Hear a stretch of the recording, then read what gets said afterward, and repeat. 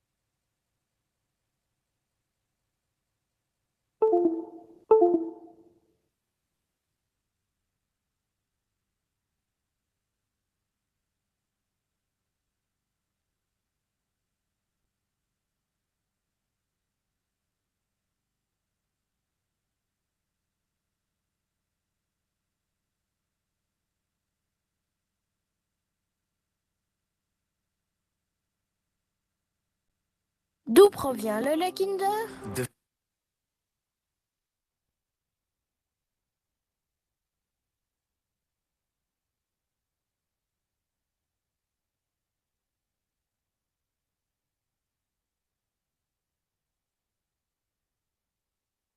Est traçable jusqu'à la laiterie, car nous veillons à nous approvisionner de manière responsable.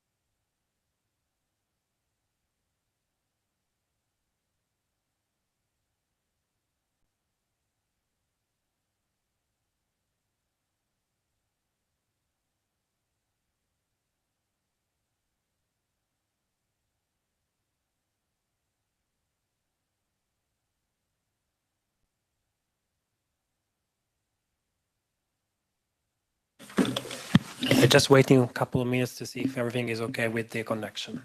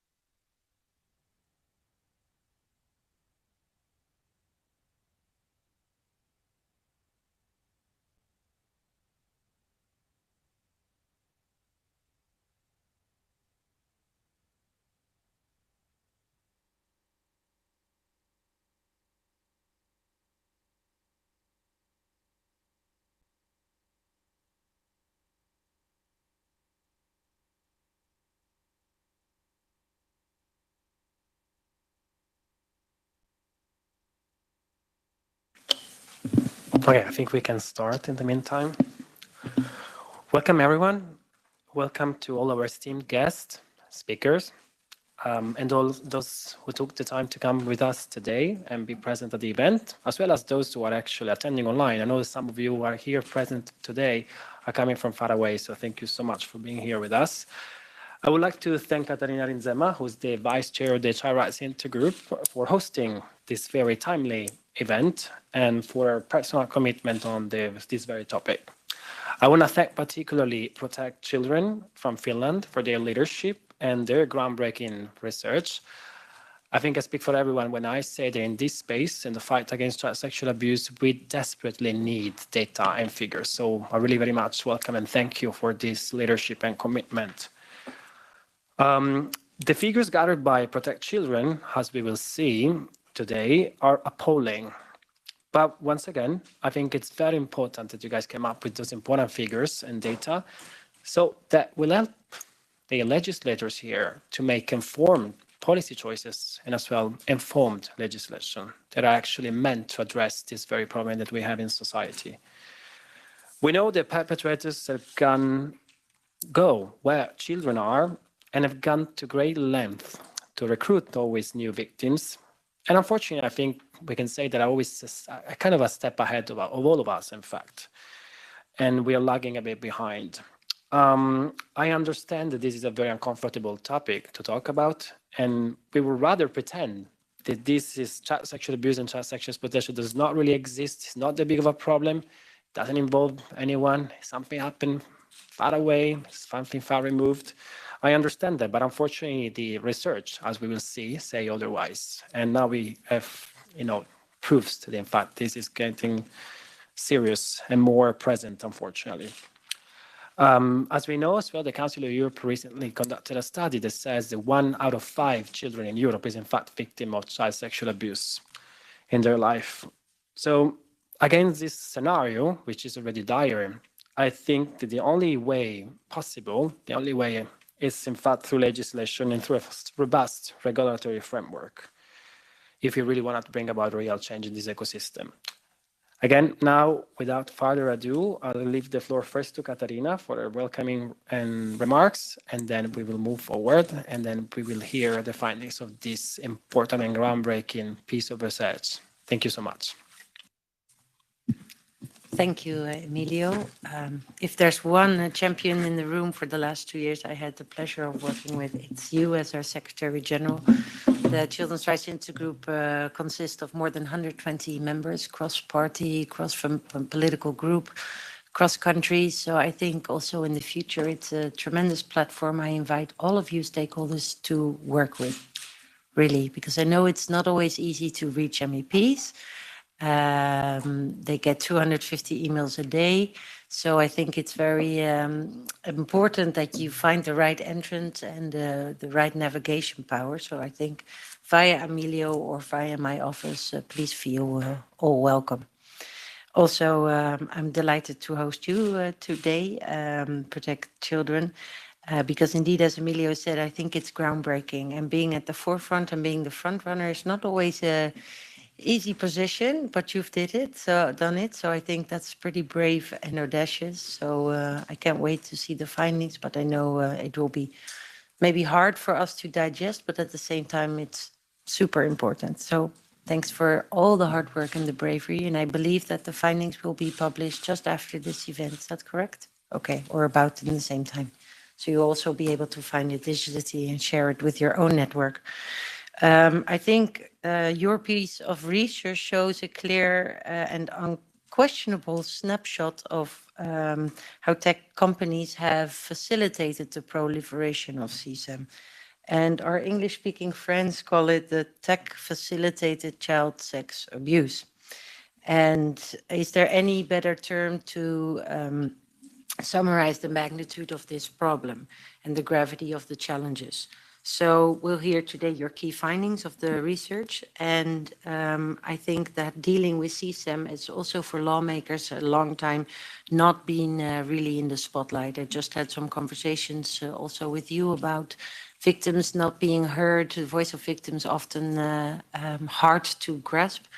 The story is hard to see, but how to fit them into legislation.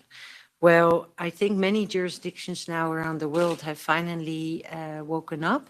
I think we as EU can also learn a lot from the UK. I know that we have some guests from the Home Office.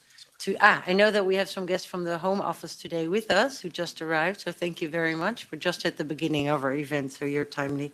Australia, Canada, even the US, and think that we also as EU are on the forefront of doing it. I really want to applaud Commissioner Johansson, because Johansson has been a real champion on this topic, but she's been receiving, like us lawmakers, quite a lot of pushback. As you know, we're approaching the European elections and the end of the parliamentary term. So I really want to say that the proposal of Johansson it's important that we push through it, but it's not been easy so far. We have, like many in the room, we were confronted by fierce criticism and resistance. And it made also the negotiations for us, I must admit, as parliamentarians, difficult. So if you look at the compromise text that we now reached in Parliament, I think, in my view, it falls short of ambition, and it fell short of bringing real change in the ecosystem.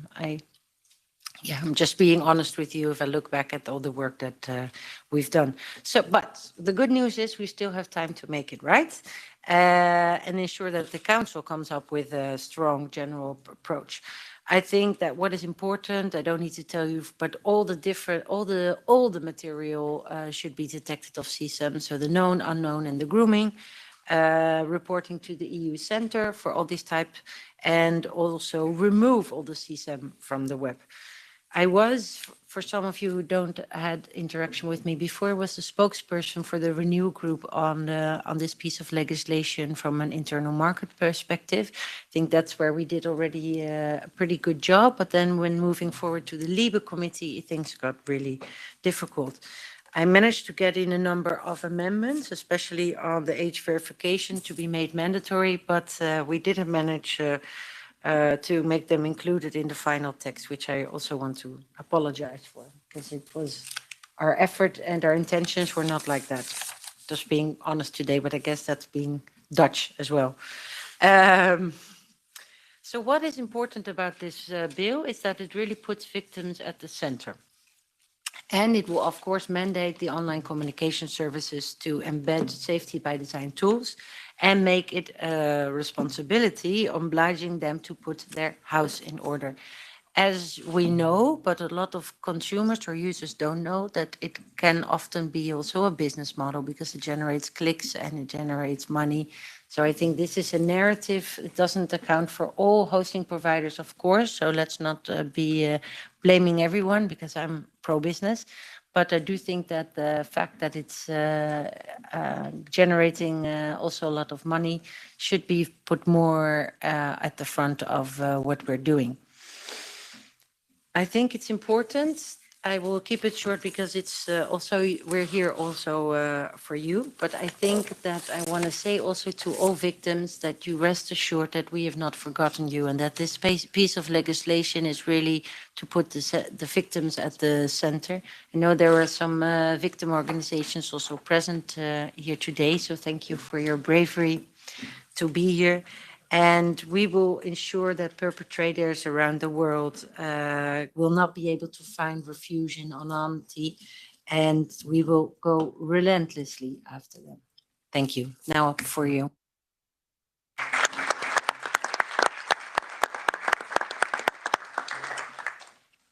Thank you so much. We are honored to be here.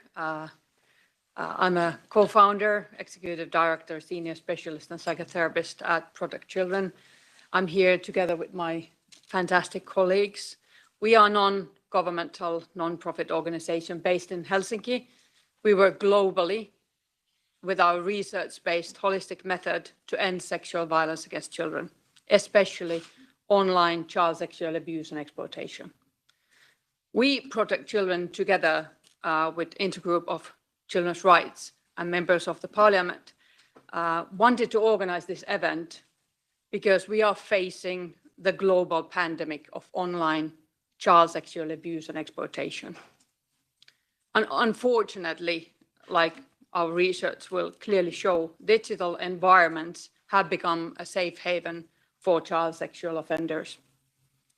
We hope today that every duty bearer and politician will listen the research results, as we need actions.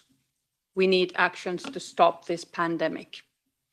I want to use this opportunity to also express my deepest thank you to our funder, Safe Online, who has supported our work since 2020. This new research that we are publishing today was funded by Tech Coalition Safe Online Research Fund. The aim of the research was, like all our work is, to end sexual violence against children. The purpose of this research was to gather knowledge from online offenders, their behaviors and their tech pathways in online offending. Whatever the research results are, they are what the offenders are saying. Today we are sharing new research results, as we all know that knowledge is always the key for effective crime prevention. And on behalf of us, Protect Children, we want to say we are so sorry for every survivor who has been victim of sexual abuse. Thank you.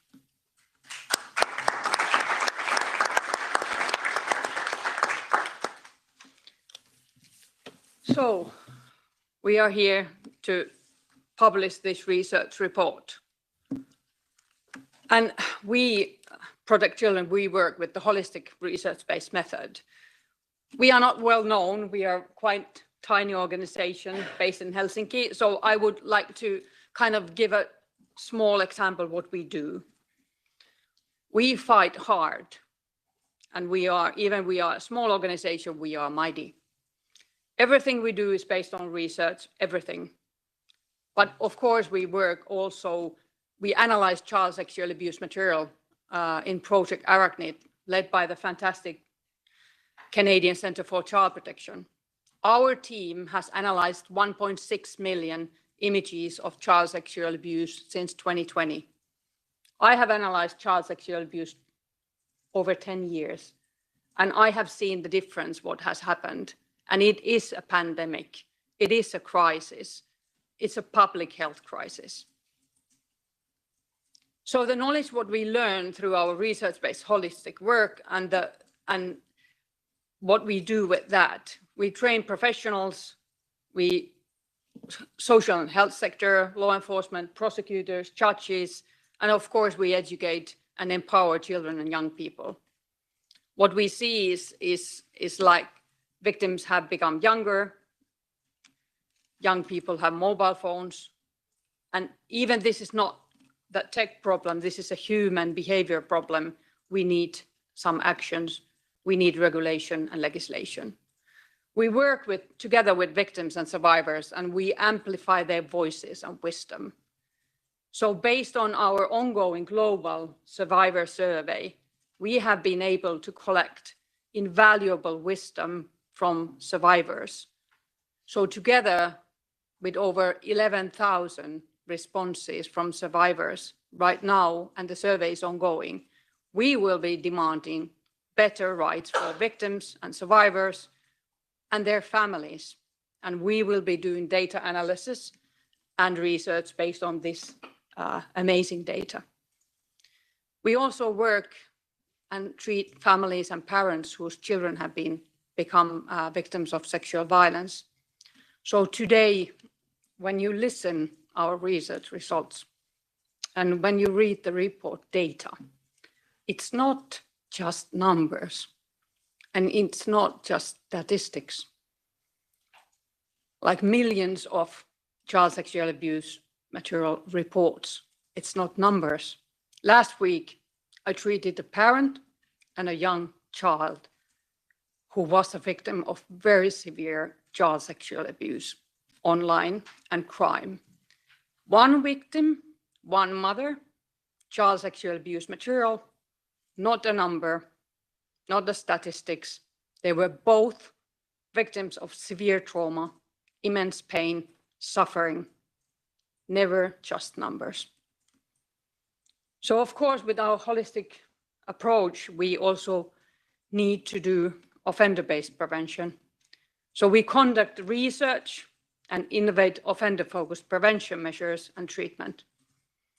Today, we are going to share our new research results on the tech platforms used by online child sexual abuse material users and sex offenders.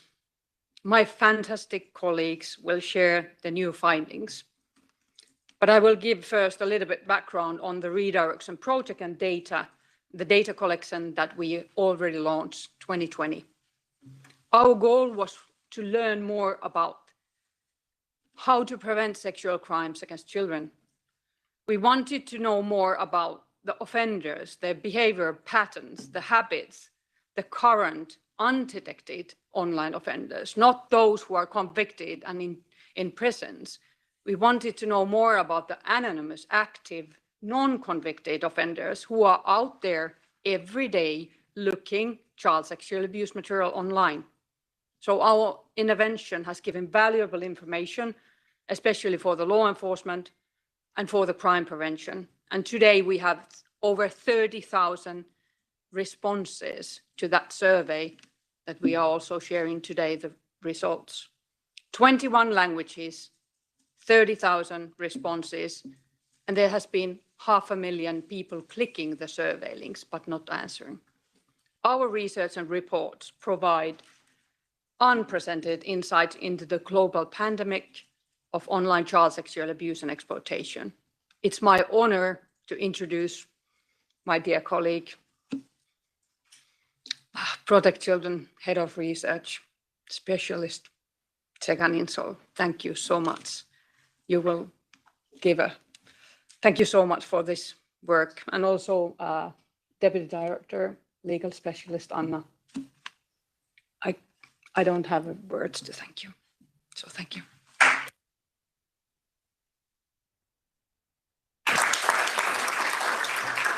Thank you so much, Nina. Thank you so much for this powerful word and testimony, for your tireless commitment. We are very happy to have you here.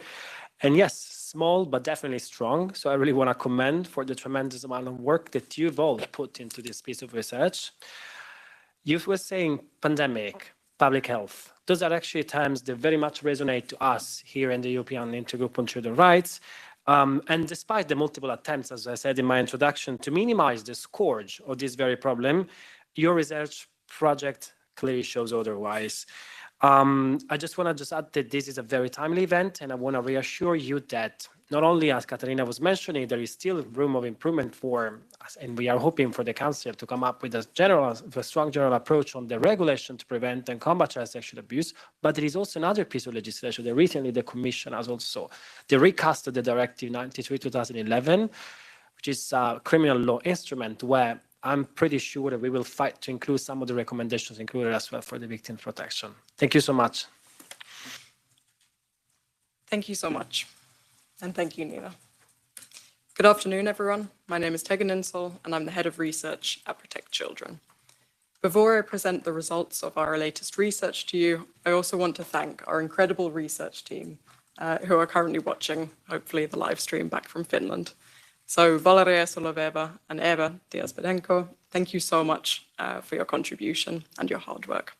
And thank you so much to the rest of our dedicated Protect Children team. But today, we are here to shed light on a grave and urgent matter that calls for our immediate attention and collective action. The proliferation of child sexual abuse material has reached epidemic proportions. Children around the world are at risk of being exposed to harm in the very environments where they should be free to explore, to socialize, and to learn. As Nina explained, we really wanted to understand how offenders are exploiting online platforms to abuse children. So we asked them.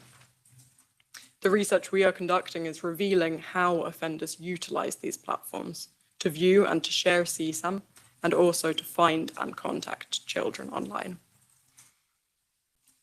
Our research uncovers the dark reality that child sexual abuse material is easily accessible online, in particular on pornography platforms and on social media.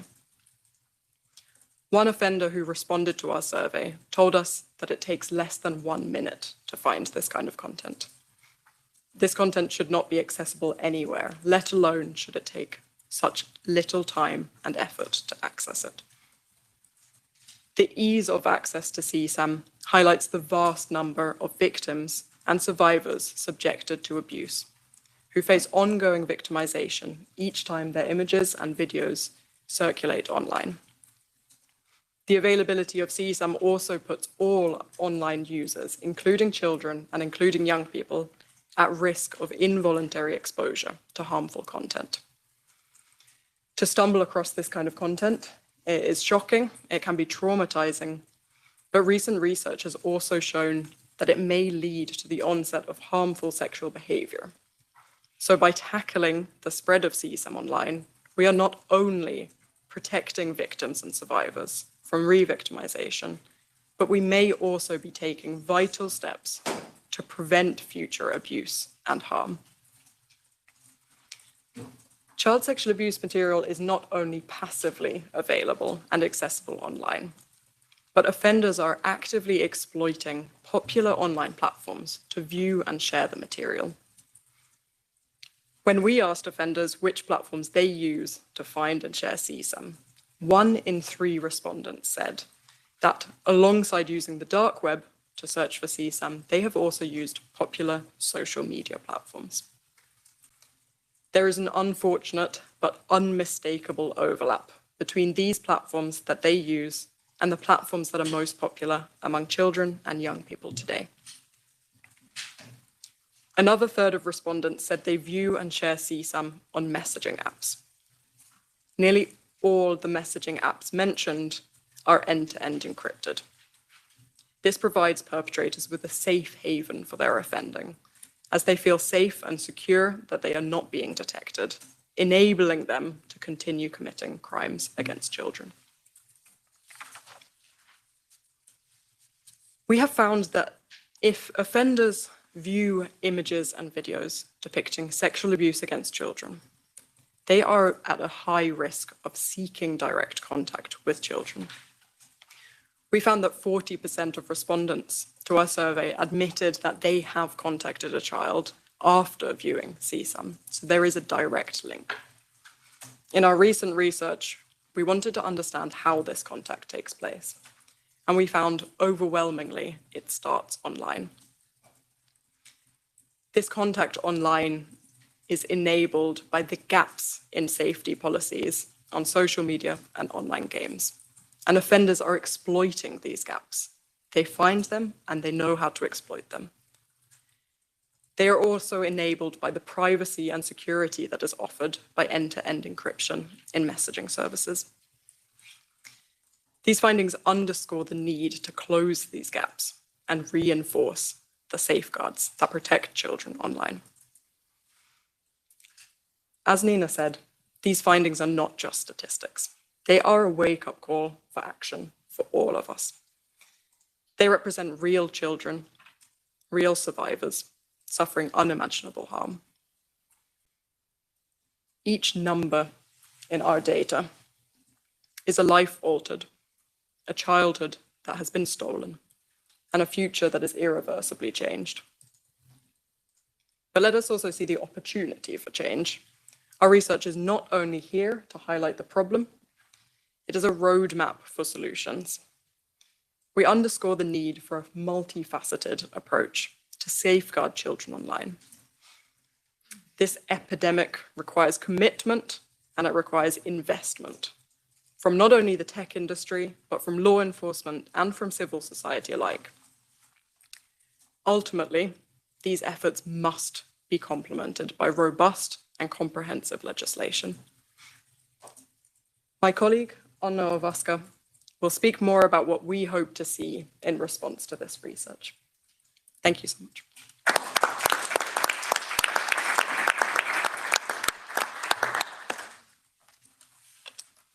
Thank you so much, Tegan. Thank you, Nina. And good afternoon, everyone.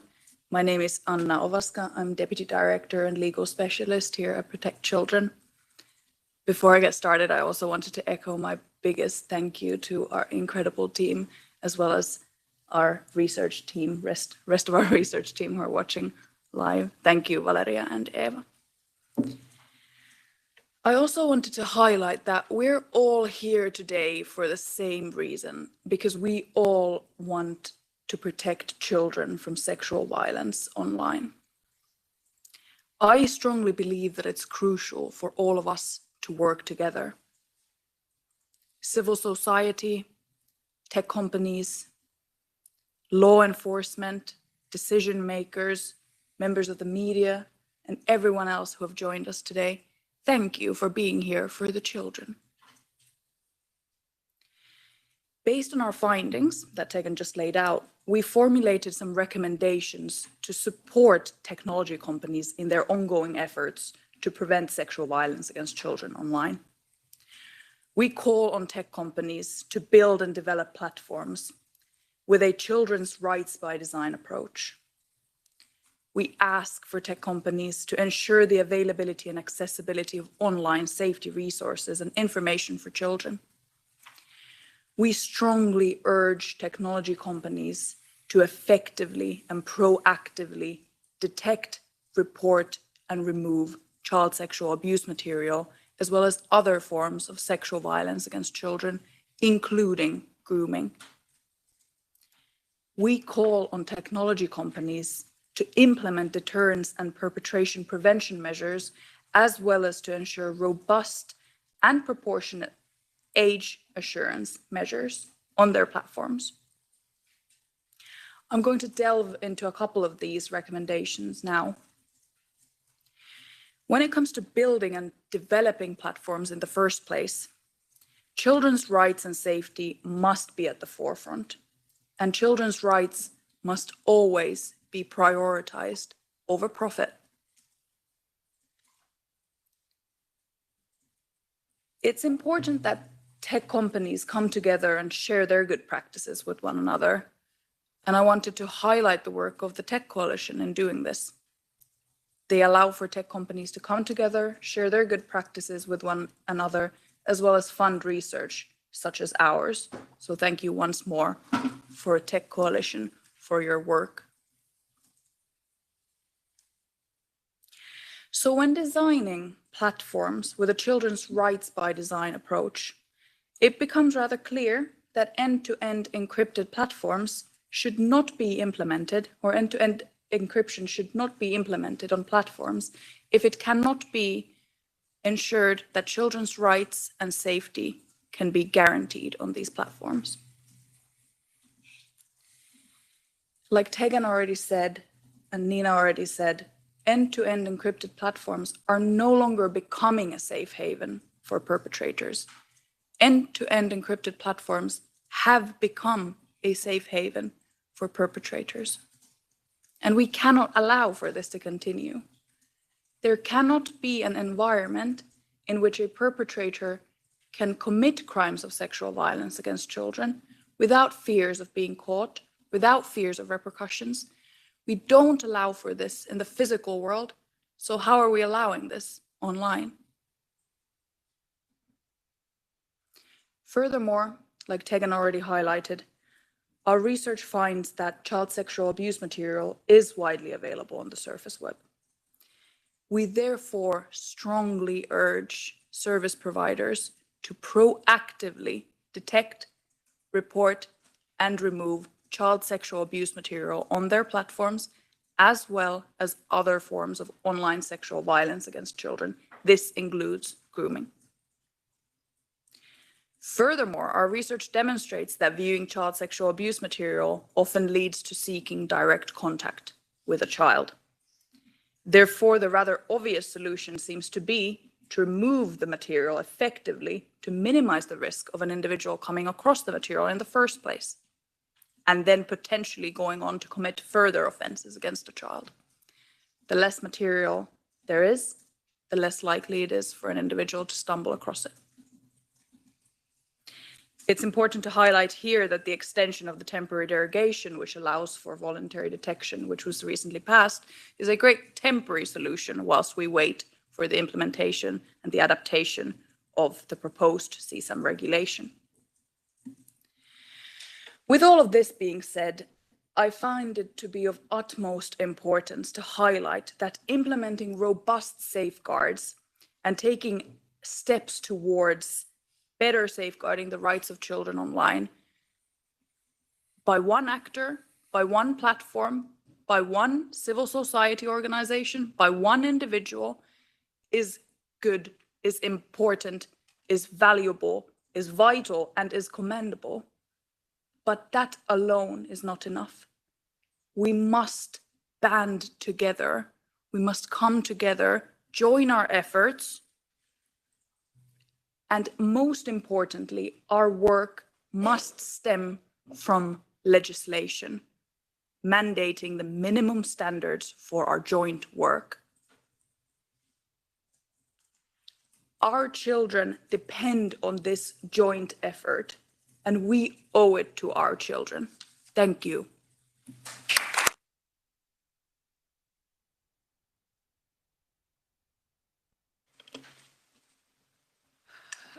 With this report, we wanted also to amplify the voices and wisdom of survivors.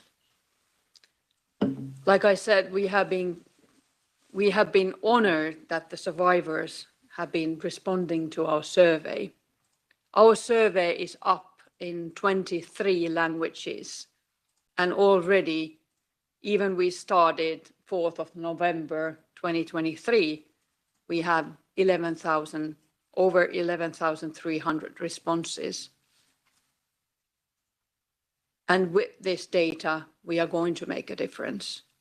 Our goal is to raise the long silenced voices and wisdom of survivors. And with that data, we will impact and we will demand legislative change and ultimately prevent all crimes of sexual violence against children. So we have there a proportion of survivors who have been sexually abused online, and you can find the findings on this report. We also treat parents whose children have been sexually abused online, and we can see and we can hear that the crimes are exact, severe compared to the contact crimes. And sometimes the children are taking too much responsibility of why didn't they switch their phone? Why did they answer? Why did they took the picture? And that has led to a long-term negative, very severe consequences, mental health problems. And unfortunately, 84% of survivors who have been sexually abused online said that the victimization is ongoing. They have been victims of sexual violence more than once. So we are honored, and we want to thank every one of the respondents who have shared their experiences, which are really hard, through this survey. And you can be sure that we will use this knowledge, and we will use this knowledge to support survivors all over the world, and we will never, ever end our fight against child sexual abuse and exploitation. Thank you.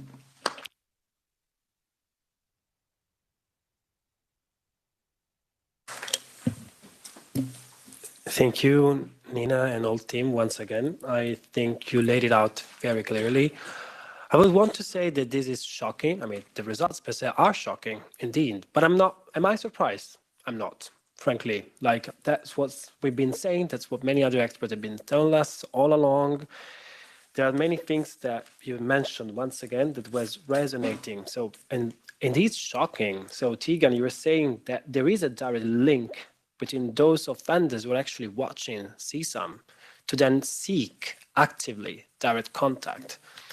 You might, you know, and this is, again, I like to draw another parallelism. That's almost the same with children accessing porn sites, for instance. It has been demonstrated that those children are accessing porn sites, then eventually they will develop a different behavior during sexual intercourse with themselves. So you see, I see here we are, like, the circle is repeating.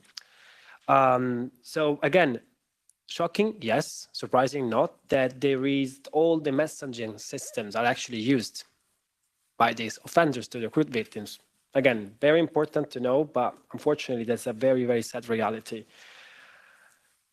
Anna, you were talking about proactive action from companies. I very much appreciate that you acknowledge that the temporary derogation is a good band-aid, as you said, but there's not definitely the long-term solution. And I'm very happy to know that you also agree that the European approach, let's say, going from a voluntary framework to a mandatory framework is actually the one needed, in fact.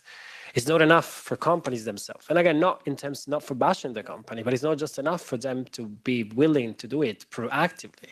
It is actually the role of the legislator, as Katarina was saying in her own introduction, to actually provide the legal framework and the regulatory framework within which companies can actually operate, and then they have to be mandated to do so.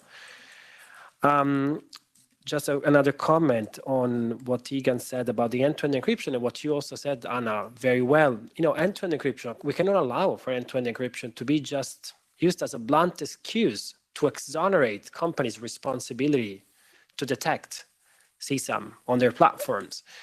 So, and I feel, as also along the lines of what Katarina said in her introduction, the good thing about the proposal that is now on the table, in fact, is that it is a technologically neutral proposal. And so it's up to the company. They need to find the technological solution to ensure, I mean, end-to-end encryption, fine, but then ensure that those platforms are not used to groom, to share, and to disseminate child sexual abuse material. So your work has been enormously important for all of us here. I wonder, actually, before ending the floor, giving the floor for the other conclusion, I wonder if there's anyone in the room who would like to ask some specific question to our Finnish team here.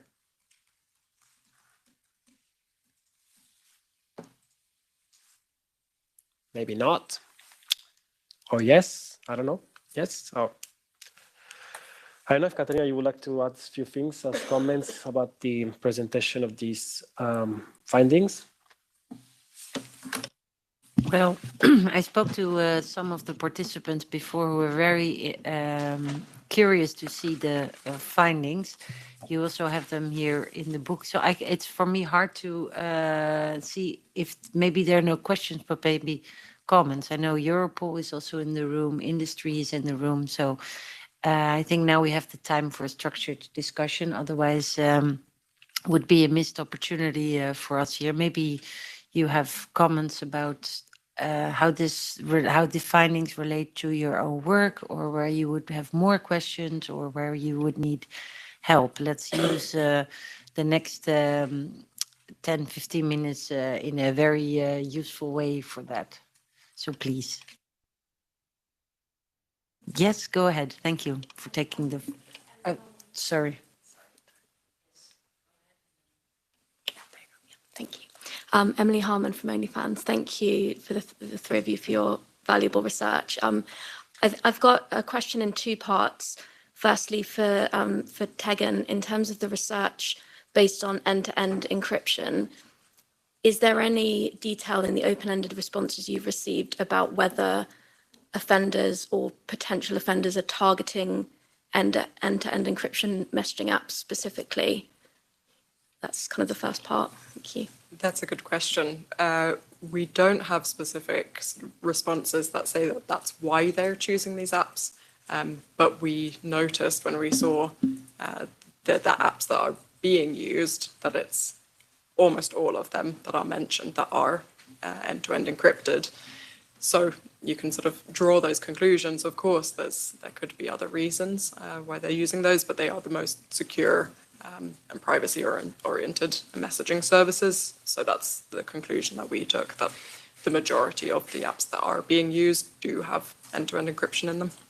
Thank you. And then related to that, Anna, in terms of the regulation that you would like to see surrounding how services that have end-to-end encryption could either continue with that model if that's what they choose to do, whilst also balancing kind of the safety consideration around children's rights. Is there anything in particular that you would be recommending or looking for from regulators and legislators?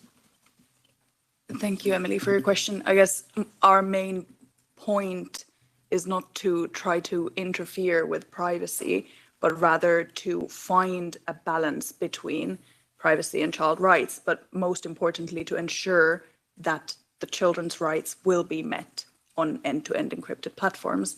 And I'm not an expert in technology, so I can't say how that would look in theory, but that's our main message. Privacy is important, but children's rights cannot be neglected to achieve that. Maybe I could add to that point as well. We see that our policy or our standpoint is that end-to-end encryption should not be implemented without additional safeguards, or if it has been implemented, it should not be continued without those safeguards. And those safeguards to us look like, first of all, age assurance. It needs to be ensured that the users of the platform are of the right age. So that's a sort of good starting point. If you are going to be implementing end-to-end encryption on your platform, it needs to be only for adults, or at least be able to verify the age of the users to make sure they're not communicating.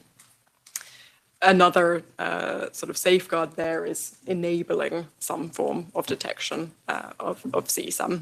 If there is no possibility to detect CSAM, then end-to-end encryption is going to be a sort of disastrous implications for child protection.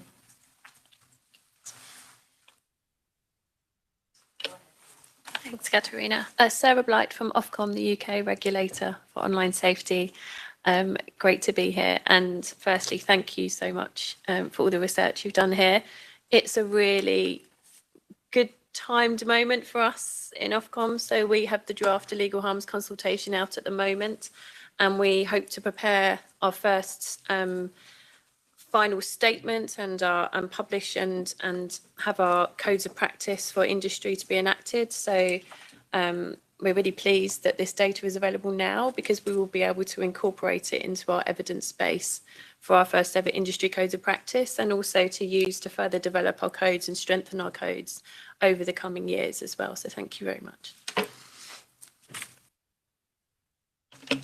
Yeah, and I just want to highlight that, thanks to all team, our colleagues in Helsinki as well. And we are publishing new research report next week, 27th, which will give more insightful data on the topic. And that is also very interesting research report coming out. So there will be more information. Thank you.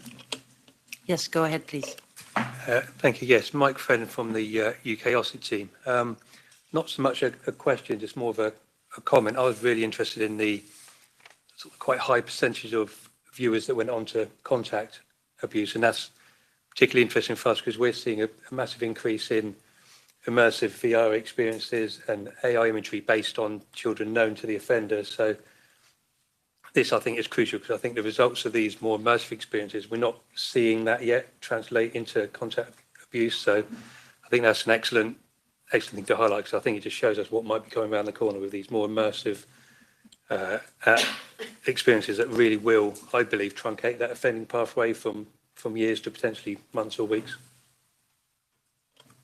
Yeah, I would like to put my psychotherapist hat on, and going back to the brain, our brain.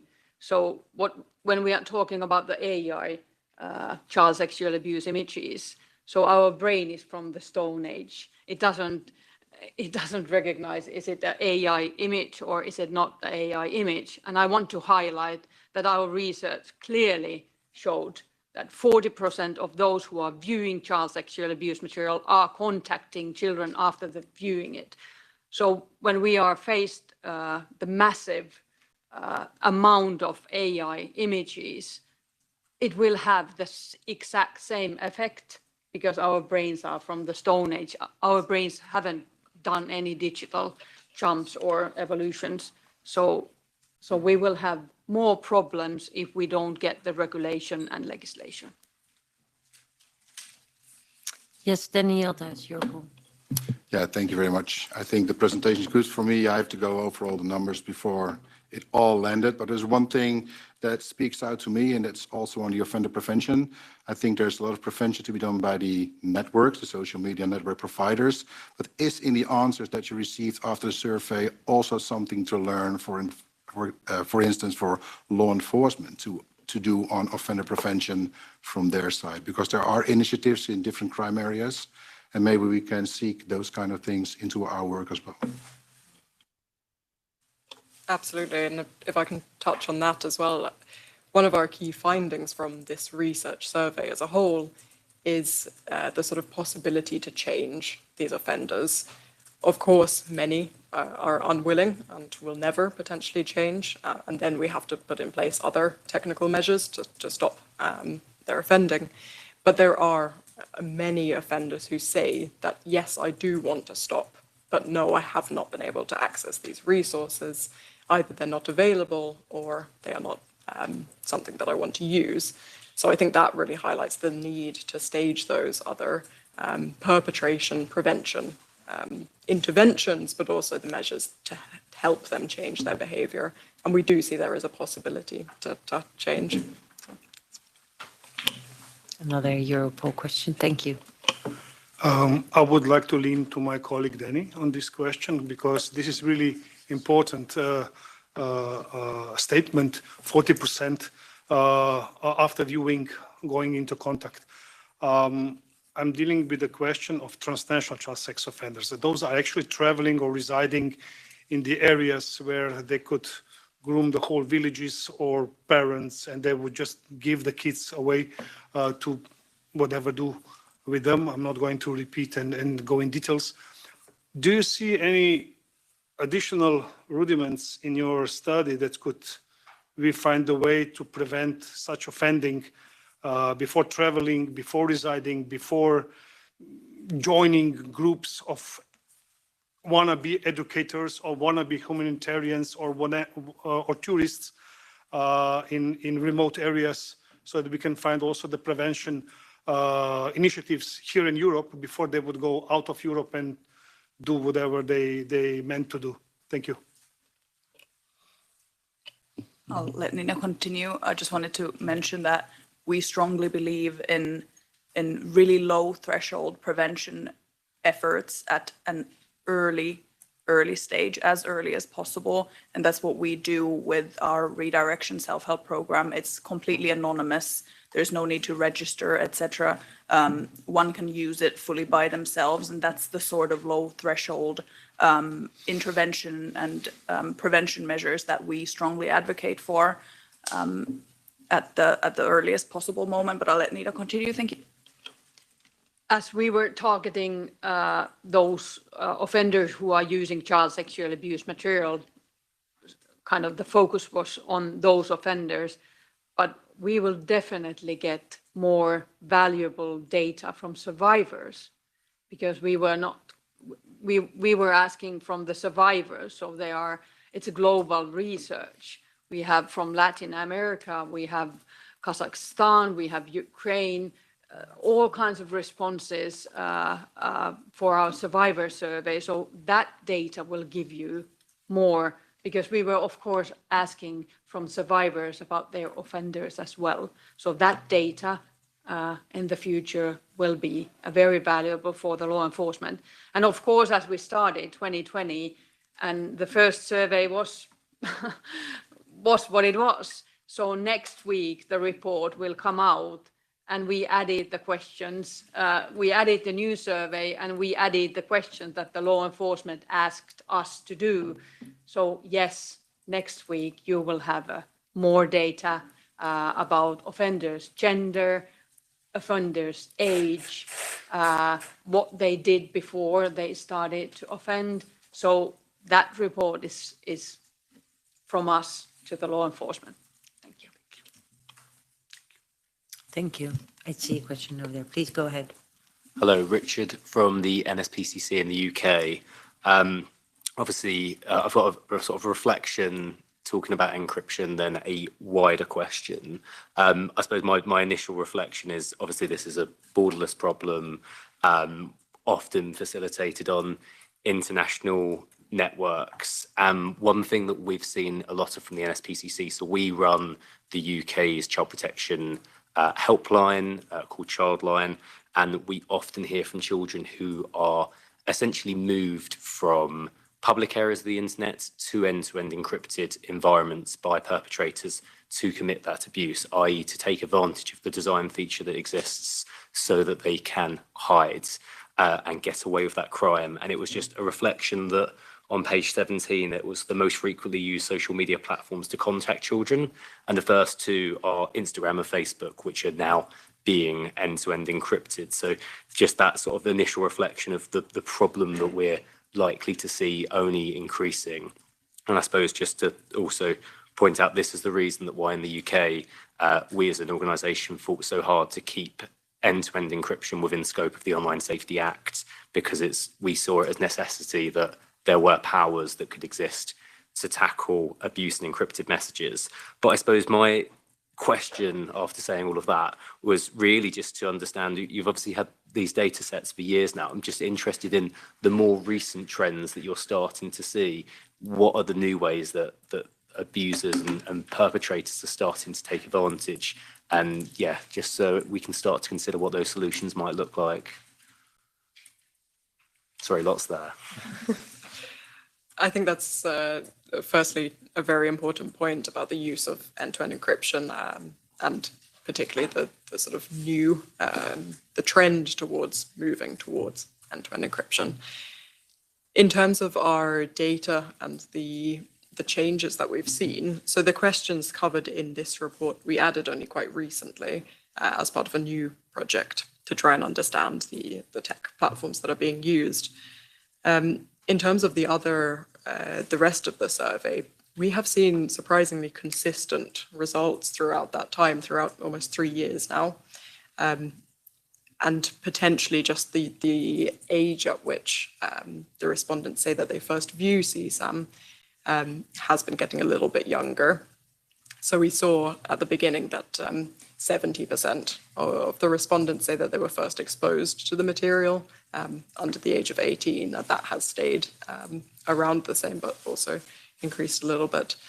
So we do see, again, the availability of CSAM online as a huge issue, because if we're seeing that people are being exposed to it at such a young age and then going and continuing to search for the material, that's a point where we want to intervene and prevent that. Thank you.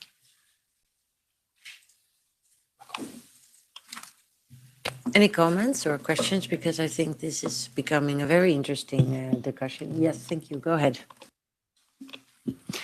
Thank you, Nina and team. And I would just start by saying I so appreciate always that not only do you come with such powerful data, but that you consistently humanize the horrific reality of each of these statistics that you're bringing to help us all find collective solutions.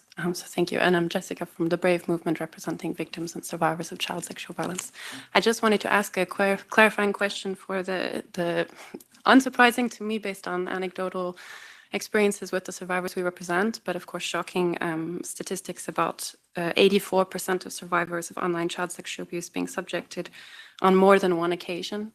I know this can be interpreted a few different ways, and I just wanted to clarify how that was phrased, because of course the survivors of CSAM that have that material still online, there's an inherent re-traumatization fear that at any point someone they might encounter at a grocery store or something, they might have seen their images, or there could be instances of sextortion or other types of, so I just wanted to clarify what you meant by this really insightful data.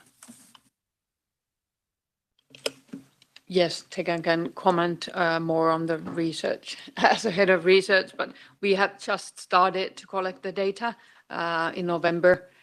We haven't analyzed, we haven't done a deep analysis on the data, so we need to look more the qualitative answers as well, so how survivors describe. And it's of course a lot of work, because the survey is in 23 languages and we don't speak so many, so it's going to be a global joint collaboration to find out more on that data. That the families we are treating where their children have been sexually abused online, we can see that the disclosure is coming very late. They are suffering from severe mental health issues. There's suicidal attempts, PTSD, and all kinds of very severe trauma responses of that sexual abuse. And I think one of our senior specialists, we are doing research now from the groups in Ireland and in Helsinki. And what we see is that sometimes the online child sexual abuse, because quite often if adult is abusing a child, the adult is bigger than the child. But when the crime is done online, the child doesn't recognize the strength of the adult. They take too much responsibility of them. And they feel so much more guilt and shame. That's what we are experiencing right now. And that's why they have more severe symptoms as well, because they blame themselves. We need to do more data analysis on the survivor data, but from the families groups, sometimes the reaction of a child is like blaming themselves and then again like acting in a way that they will be again, victims of sexual abuse as a coping mechanism. And I could add, because you asked about how that was phrased in the questionnaire. So it was left to the respondent's sort of self-perceived notion of being victim multiple times. And it's also good to mention that this the survey is for all survivors, not just those who have been abused or exploited online. But we took this statistic from those who said that their abuse was in some way or fully facilitated by technology. So this could be a sort of a CSAM related crime or grooming or anything else that has been facilitated by technology. And as I say, a self-perceived sort of notion of whether they have been victim multiple times. But again, I just want to stress how worrying that is, that such a high percentage say that they have been victimized on more than one occasion. And thank you for pointing that out. I think that's a really important thing that we discuss here as well. Thank you. Any other question? Yes. Nina, can I ask what the tech companies that you've named in this report, engagement or reactions, is there anything that you can share with the group? Yeah, we have presented the research results to Tech Coalition, and we thank for them for funding this important research. And I think every one of us can understand that those who are working for tech companies on safety measures, those people there want to protect children. Almost everyone wants to protect children from sexual abuse and exploitation. So just to make it really concrete that they really want to do their best. But again, I think that crime prevention measures in real life, we have plenty. Strategies, policies, actions based on technological solutions. We have some AI tools to predict where are the hotspots for crimes. We have legislative measures. We definitely move quickly if we see some crimes happening on real life. Then there's this situational crime prevention, put some lighting on places where crimes happen. And then somehow personally, how on earth we are switching off the lights if we see that hundreds and thousands of children being sexually abused online. So should we kind of do exact same we do with the real life, kind of the environment? So how on earth the crime prevention strategies and legislation things are not now within digital environments which children are using every day? That's a question I would like to ask for policymakers and politicians. I'll just quickly add, we've actually had really positive response from tech, and we've adopted, or for example, our self-help program has been adopted on multiple different tech platforms. So we definitely see positive response there, and we're more than happy to keep working together to prevent sexual violence against children. Thanks.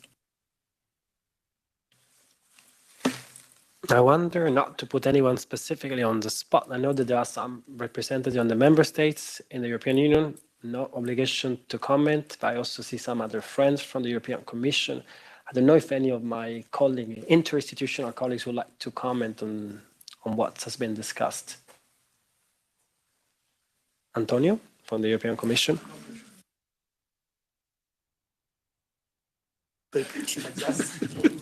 I'm in trouble already. Hi everyone, I'm Antonio Labrador, the team leader for the fight against child sexual abuse in the European Commission. First of all, I want to thank the colleagues from Protect Children. This work is outstanding. Thank you so much for contributing to the already substantial evidence that end-to-end encrypted systems are being abused to distribute child sexual abuse material and to groom children. It was obvious to us already when we drafted the Commission proposal that the legislation should be technology neutral and future-proof.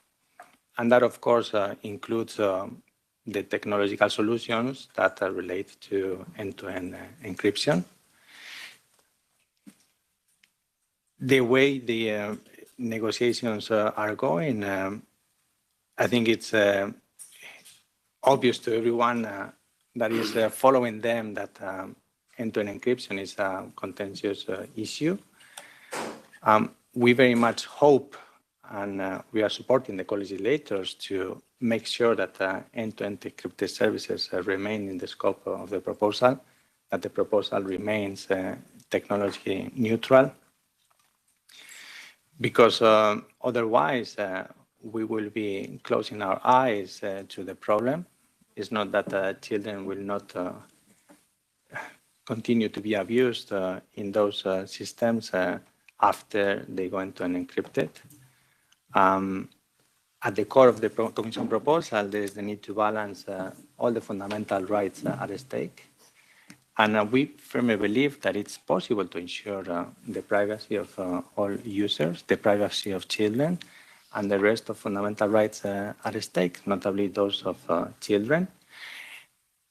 There are technological solutions that allow that balance, and we believe that it's not a technology issue, it's a policy issue. And evidence shows that the voluntary approach is not enough. And therefore, we very much hope that the co-legislators will proceed swiftly and reach an agreement that will ensure that balance of fundamental rights, because indeed children's rights are not second-class fundamental rights. Thank you, Antonio. Thank you for this comment. I don't know if any of the colleagues from Protect Children would like to comment further to what Antonio just said. Maybe? Yes, Nina, please. We agree. We need a change. This is not, we need actions, and we need quite fast actions. Otherwise, I mean, law enforcement cannot cope with this situation right now. We need change. We need legislation, regulation. That's kind of what we have been saying all the time. And I just want to highlight what Anna said. That's what we need. Thank you. No, thank you as well. As also Katarina said, DG Home has been, thanks for the leadership taken by DG Home, by Commissioner Johansson herself in this space. That's really very commendable. So before actually giving the floor to Simon, I actually would like to ask a question myself, if that's possible. And then I was particularly interested in understanding, this is actually front and center in your key findings, that you found that CSAM is in fact easily accessible on the surface web, particularly on pornography sites and social media. I understand very well, I guess, what you mean by social media, but when you talk about the pornographic sites, so is the CSAM available in there, meaning that the abuse portraying the children themselves, it's actually then eventually uploaded on those very websites? Could you clarify a little bit more on that? Yes, I can clarify.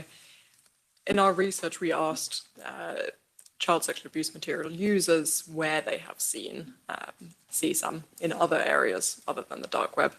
And many said that they've seen it on pornography sites. Of course, this is their opinion.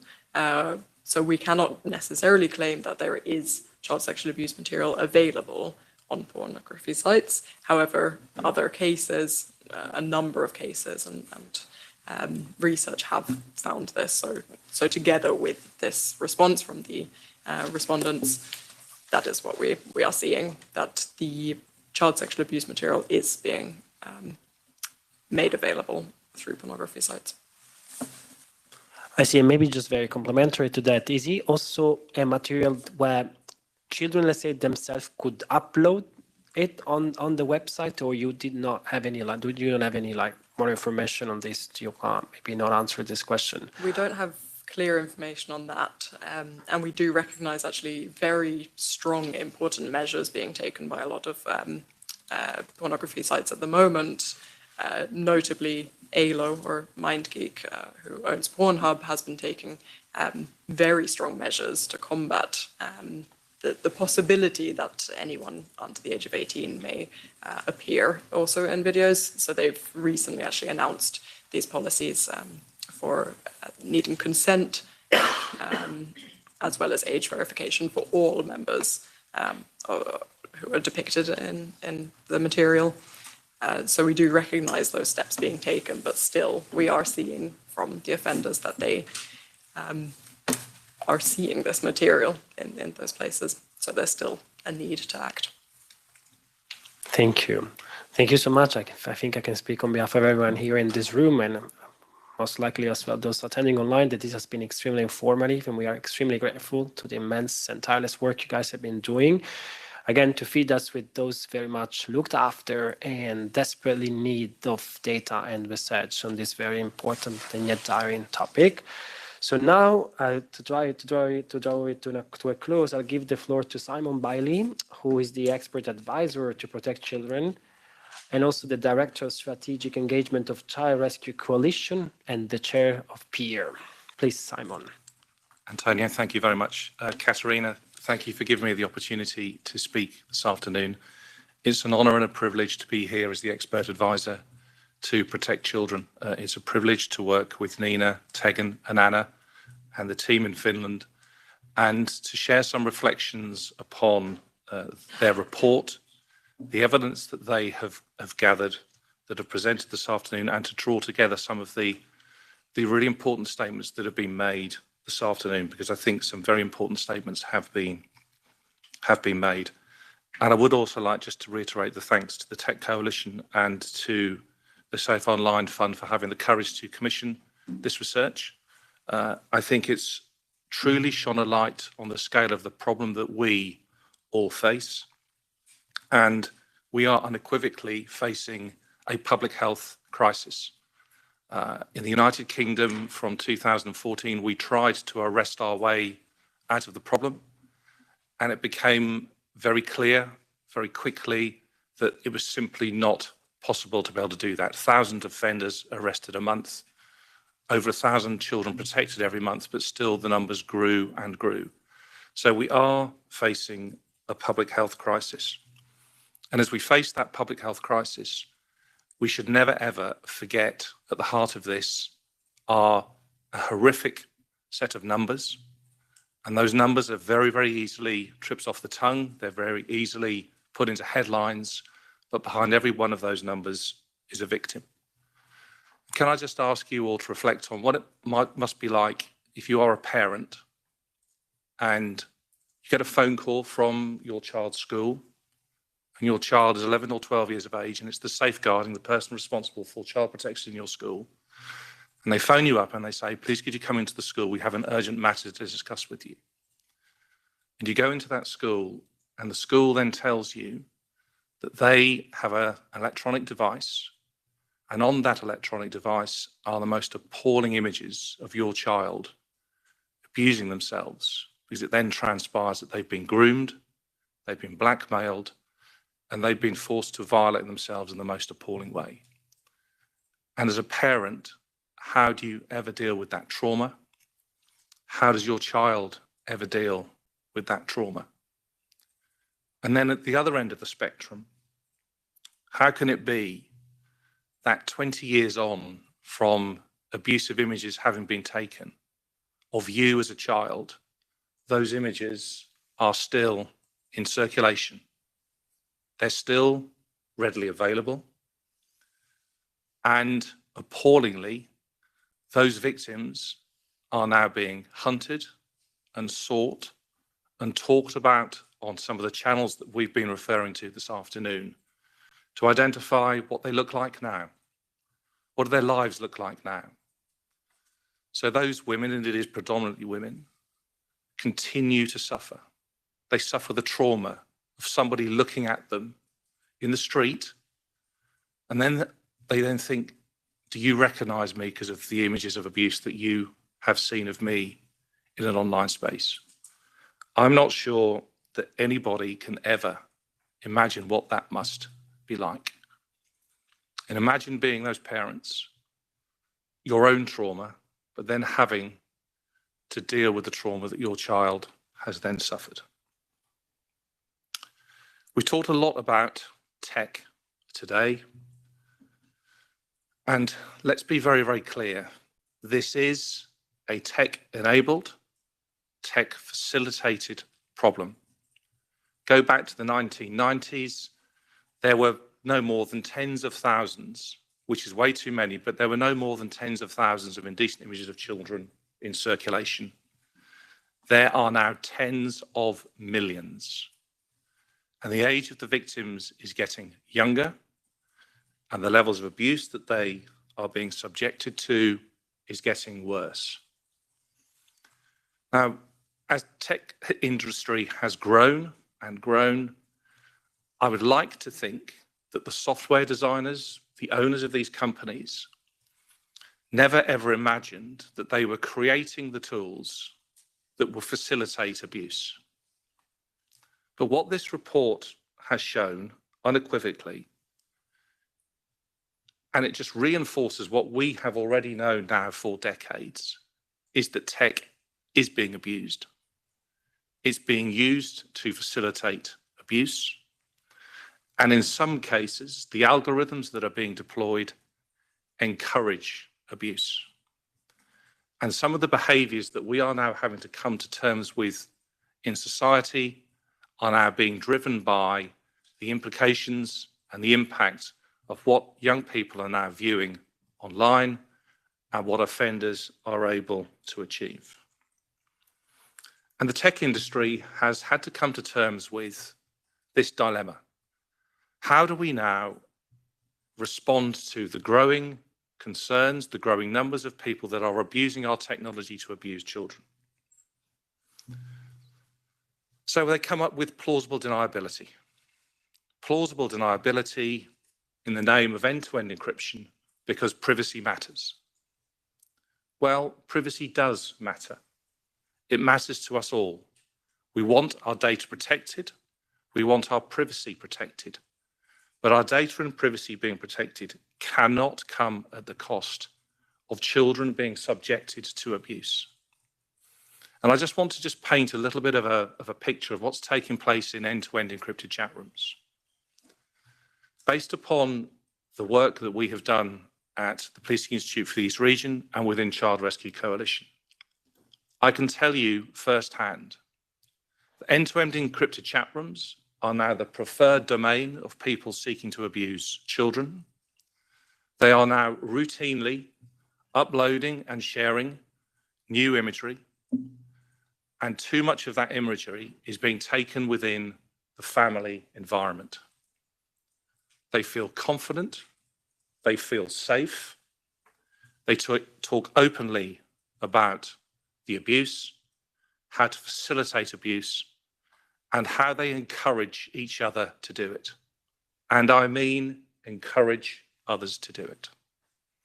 Conversations taking place. I'm going to have sex with my 7-year-old daughter tonight. New images to follow. Can you imagine? That is taking place in end-to-end encrypted chat rooms in those safe spaces. I don't like saying it, but I will say it. The tech industry has put profit before child protection, and they are now facing an existential crisis where they know legislation is coming, and candidly, legislation cannot come soon enough. Because over the last 2 decades, they have known what is taking place, and they simply haven't responded in the way that they have, or they should have done. So, Katerina, can I just give you every encouragement in your battle to bring about effective legislation? I really hope today that the evidence that the Protect Children team have placed before you reinforces in your own mind the importance of making sure that the legislation is effective. It holds the tech companies account for how they design their platforms, how they deliver their platforms, and keeping children safe online. Because ultimately, I think everybody in this room knows that the technology exists, it's there. We can have end-to-end encryption, but we can also have all the safety measures designed in to keep children safe online.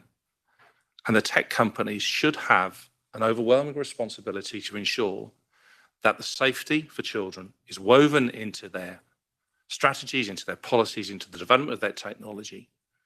And we draw a line under decades now of the most appalling abuse, the deniability that they are now seeking to put in place, and to say enough is enough.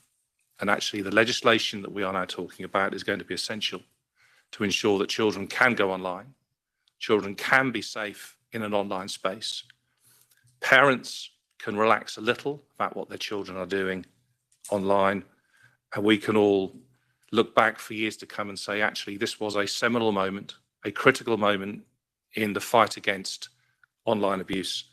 And as a result of this research, some significant changes were made and effective legislation was brought about. Thank you very much.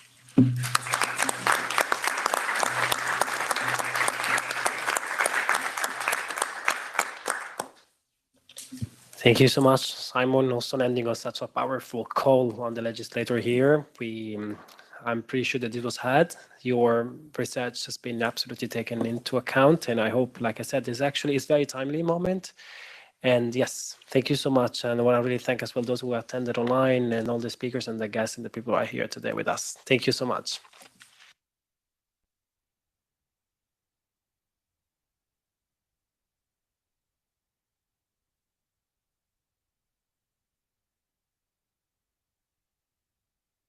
We can also take a group photo actually now.